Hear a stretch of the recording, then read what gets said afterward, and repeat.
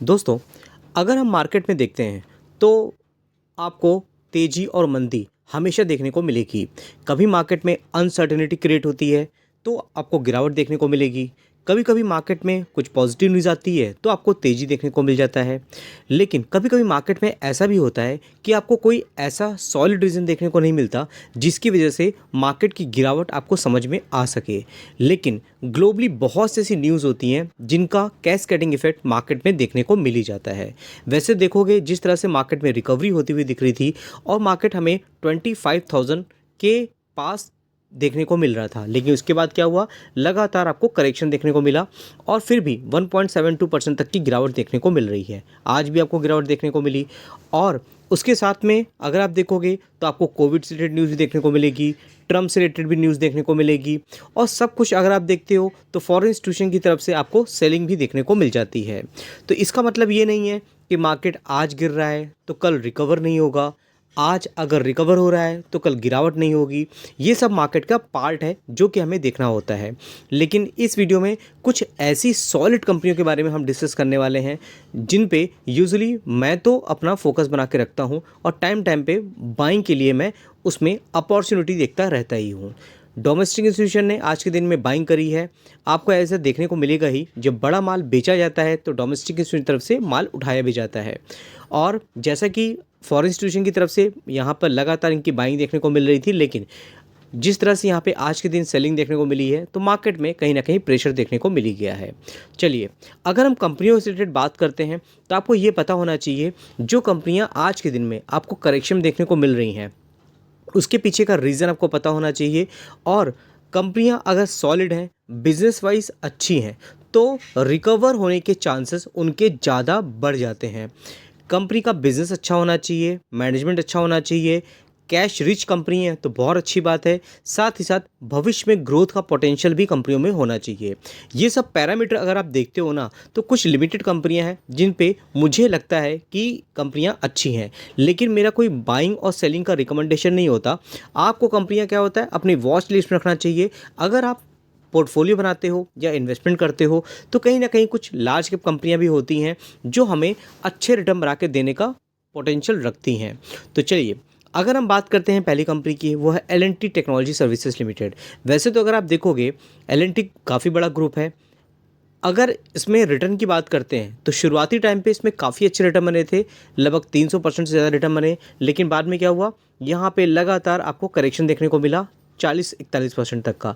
बाद में रिकवरी भी हुई है, लेकिन जिस हिसाब से यहाँ पर टॉप बना था वहाँ तक हमें टच होता हुआ नहीं दिख पाया। 81% तक रिटर्न बने और अभी भी देखोगे टॉप में जिन्होंने इसको लेकर रखा हुआ है 26% तक की गिरावट देखने को मिल रही है 21 से 25 के बीच में। यही सब कंपनियां होती हैं। 47,000 करोड़ की मार्केट कैपिटलाइजेशन है। लेकिन अगर बिजनेस वाइज देखोगे तो कहीं ना कहीं कंपनियां एकदम फ्यूचर टेक्नोलॉजी पे काम कर रही होती हैं। इंजीनियरिंग एंड डेवलपमेंट की बात करते हैं, फॉर्च्यून 500 कंपनियां जो हैं वो इनकी क्लाइंट देखने को मिल जाती हैं। ओवरऑल बैलेंस शीट की बात करते हैं, सब कुछ आपको 5 स्टार देखने को मिलेगा। कंपनी के रिजल्ट जो होते हैं मार्केट के एक्सपेक्टेशन के अकॉर्डिंग नहीं आते हैं तो कहीं ना कहीं गिरावट देखने को मिल जाती है। फिर भी सेल्स ग्रोथ की बात करें, 250 करोड़ से 10,000 करोड़ तक यहाँ पे कंपनी की सेल्स जाती हुई दिख रही है। नेट प्रॉफिट भी देखोगे तो ईयर ऑन ईयर 300 करोड़ से कंपनी का नेट प्रॉफिट कितना है, 1200, 1300 और अभी तक देखोगे 1264 देखने को मिल रहा है। यहाँ पे क्या होता है, बहुत बार अलग अलग ब्रोकरेज हाउस की यहाँ पर हमें रिकमेंडेशन देखने को मिल जाता है और यहाँ पे जो प्रॉफिट मार्जिन होता है हर एक क्वार्टर में, ये एज एक्सपेक्टेड नहीं आ पाती। जैसे देखोगे 20% का यहाँ पे प्रॉफिट मार्जिन आता हुआ दिख रहा था। पहले भी एक रिपोर्ट आई थी जिसमें ये बोला गया था कि ये जो प्रॉफिट मार्जिन है कंपनी सस्टेन नहीं कर पाएगी। अब यहाँ देखोगे 19-18%, 16% देखने को मिल रहा है। तो कहीं ना कहीं गिरावट के रीज़न आपको समझ में आना चाहिए यहाँ पर। और अगर आप कंपनी की बैलेंस शीट देखते हो थोड़ा बोरिंग होता है, लेकिन कंपनी के रिजर्व अगर आप देखोगे तो 6,000 करोड़ के रिजर्व हैं जो कि लगातार बढ़ रहे हैं। बोरिंग कंपनी देखोगे तो आपको देखने मिलेगा कि कंपनी पे long term borrowing, short term borrowing कुछ भी नहीं है। लीज लायबिलिटी आपको देखने को मिल जाएगी। हाँ, अगर प्रमोटर होल्डिंग देखते हो तो वो भी आपको 70% से ज़्यादा देखने को मिलेगी। फॉरेन इंस्टीट्यूशन, डोमेस्टिक इंस्टीट्यूशन ने यहाँ पे अच्छी क्वांटिटी लेकर रखा हुआ है, लेकिन क्या है, पब्लिक होल्डिंग आपको बहुत कम देखने को मिलेगी।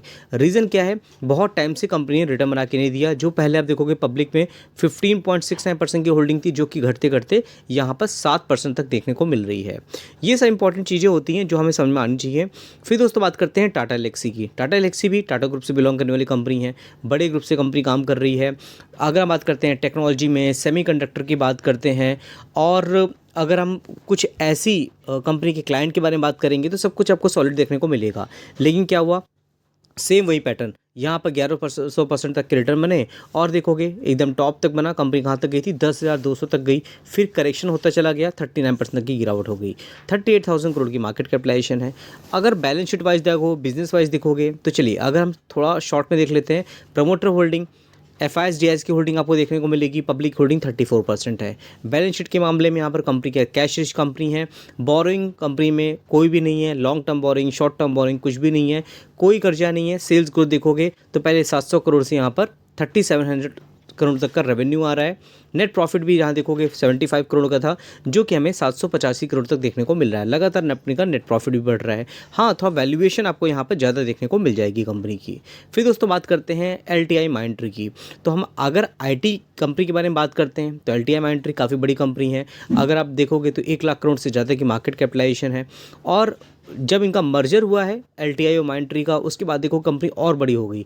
और यहाँ देखोगे इस कंपनी में, ये तो मर्जर के बाद का है चार्ट, तो आपको देखोगे 20% तक की गिरावट इसमें भी देखने को मिल रही है।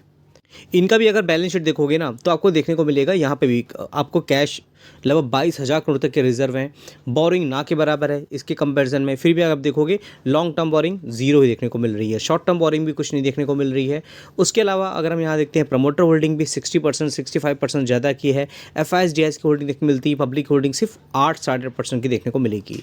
ये सब चीज़ें थोड़ा सा आपको पता चलेगा कि हाँ कंपनियां क्या काम कर रही हैं। फिर भी अगर हम IT कंपनी की बात करें, परसिस्टेंट सिस्टम की ऐसी कंपनियां हैं जिसकी मार्केट कैपिटलाइजेशन अभी भी 88,000 करोड़ की है, और इसमें पोटेंशियल है कि कंपनी 1 लाख करोड़ तक जा सकती है। और इसका चार्ट देखोगे तो बहुत सुंदर चार्ट आपको इसका देखने को मिलेगा। अब हम IT कंपनी के बारे में बात करते हैं तो सारा कुछ कंपनियाँ सर्विसेज देती हैं। यहाँ पर आर्टिफिशियल इंटेलिजेंस की बात करोगे, मशीन लर्निंग की बात करेंगे, डेटा साइंस की बात करते हैं, उसका कोडिंग की बात करते हैं, सॉफ्टवेयर डेवलपमेंट की बात करते हैं। तो ये सब चीज़ों में ये कंपनी बहुत ही अच्छी तरीके से ग्रो करती हुई हमें दिख जाती है। टाटा टेक्नोलॉजी एक नई कंपनी है, जब से कंपनी आई है तब से कंपनी रिटर्न बना के दिए नहीं अपने इन्वेस्टर को। अभी देखोगे तो हमें यहाँ पे 40% तक का गिरावट देखने को मिल रही है, और एकदम बॉटम तक देखेंगे तो इस कंपनी में टॉप से लगभग जो यहाँ पे करेक्शन हुआ था 47% तक का करेक्शन, लगभग 49% तक का करेक्शन देखने को मिल रहा था। 30,000 करोड़ की मार्केट कैपिटलाइजेशन है। जैसा कि आप देखोगे टाटा ग्रुप में कंपनी है, टेक्नोलॉजी वाली कंपनियाँ हैं, तो शुरुआत में टाटा एलेक्सी के भी कुछ खास रिटर्न नहीं थे, लेकिन कंपनियों में अगर बिज़नेस अच्छा होता है, मैनेजमेंट अच्छा होता है, तो कहीं ना कहीं कंपनी के बारे में पढ़ते रहना चाहिए। अब यहाँ बैलेंस शीट देखोगे, कंपनी पर रिजर्व भी अच्छे हैं। बोरिंग देखोगे तो यहाँ पे आपको कोई भी long term borrowing, short term borrowing देखने को नहीं मिलेगी। यहाँ पर देखोगे तो टाटा ग्रुप की होल्डिंग आपको देखने को मिलेगी 55.22, जिसमें टाटा मोटर्स की होल्डिंग 53.39 देखने को मिल जाती है। एफआईएसडीआईएस की होल्डिंग यहाँ पे भी देखने को मिलेगी, पब्लिक होल्डिंग आपको 39.20 तक देखने को मिल जाती है, जिसमें और भी इन्वेस्टर हैं जो यहाँ पर इन्वेस्टमेंट करके रखे हुए हैं। उसके साथ में दोस्तों और बात करते हैं CDSL की। अब देखिए मार्केट में करेक्शन है, तो बहुत लोग ऐसे होते हैं जो मार्केट की गिरावट देख करके अपना डीमैट अकाउंट ही डीएक्टिवेट कर देते हैं, या तो इन्वेस्टमेंट अपना जो होता है उसको पोर्टफोलियो ही खाली कर देते हैं। लेकिन जैसे जैसे मार्केट में रिकवरी होती है तो बहुत से लोग होते हैं जो डीमैट अकाउंट फिर से ओपन करवाते हैं, फिर से इन्वेस्टमेंट जर्नी स्टार्ट करते हैं। तो जैसे जैसे मार्केट में करेक्शन होता है, फिर रिकवरी होती है, इसका चार्ट भी आपको अप एंड डाउन इसी तरह से देखने को मिल जाएगा। तो ज़रूर इन सब कंपनियों को आपको अपने वॉच लिस्ट में रखना चाहिए। इन सब कंपनियों में आपने अगर इन्वेस्टमेंट करके रखा है तो मुझे कमेंट बॉक्स में बता सकते हो। पॉलीकैब जैसी कंपनियां हैं जिनको आपको पढ़ते रहना चाहिए। साथ ही साथ अगर पॉलीकैब की बात करते हैं तो अगर आप मेरे व्हाट्सएप चैनल को अभी तक आपने यहाँ पर ज्वाइन नहीं किया है तो ज़रूर ज्वाइन कर लीजिएगा, क्योंकि डूइंग द मार्केट बहुत से अपडेट होते हैं जो मैं अपने व्हाट्सएप चैनल पे लेके आता रहता हूँ। हमारा एक एप्लीकेशन भी है जो पेड होता है, 500 उसमें चार्जेस होते हैं। अगर आप 1 मंथ की सर्विसेज लेते हो तो उसका भी लिंक आपको मेरे व्हाट्सएप चैनल पे मिल जाएगा। यहाँ पे डूइंग द मार्केट बहुत से अपडेट हो रहे हैं, कंपनी के रिजल्ट्स आ रहे हैं, कॉर्पोरेट अनाउंसमेंट होती है, डिविडेंड, स्प्लिट, बोनस, जो कुछ भी होता है यहाँ पर मैं अपने व्हाट्सएप चैनल पर डाल देता हूँ, जिसके थ्रू आपको डूइंग द मार्केट ही काफ़ी अच्छी अपडेट और इन्फॉर्मेशन मिल जाती है।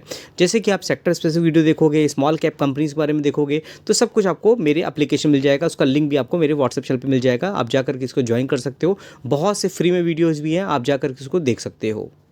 तो लिंक मैंने अपने कमेंट बॉक्स में दे दिया है, वहां जाकर के आप जाकर इसको ज्वाइन जरूर करिएगा। पॉलीकैब की हम बात कर रहे थे। पॉलीकैब है तो बड़ी कंपनी, लेकिन बहुत कम टाइम में इसने बड़े रिटर्न बना के दिए हैं स्मॉल कैप कंपनी की तरह से। शुरुआत में काफ़ी अच्छे रिटर्न बन रहे थे 1000% तक के, लेकिन बाद में क्या हुआ, कंपनी बड़ी होती चली जाती है तो उसकी जो ग्रोथ होती है थोड़ा स्लो हो जाती है एज़ कम्पेयर जब वो स्टार्टिंग में थी।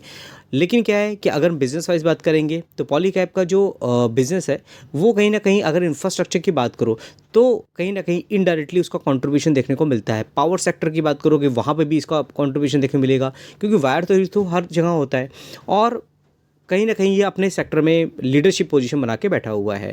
तो इन सब कंपनियों के बारे में बात करना इंपॉर्टेंट था, क्योंकि बहुत लोग मुझसे पूछ रहे थे कुछ सॉलिड कंपनियां जिनको हम ट्रस्ट कर सकें, अपने पोर्टफोलियो में ऐड कर सकें, अगर हम डाइवर्सिफाई अपना करते हैं पोर्टफोलियो, तो इन सब कंपनियों के बारे में आपको जरूर पढ़ना चाहिए। तो आई होप ये वीडियो आपके लिए हेल्पफुल हुआ होगा। चैनल को लाइक करिए, शेयर करिए, सब्सक्राइब करिए। फिर मिलते हैं नेक्स्ट वीडियो में, तब तक के लिए थैंक यू।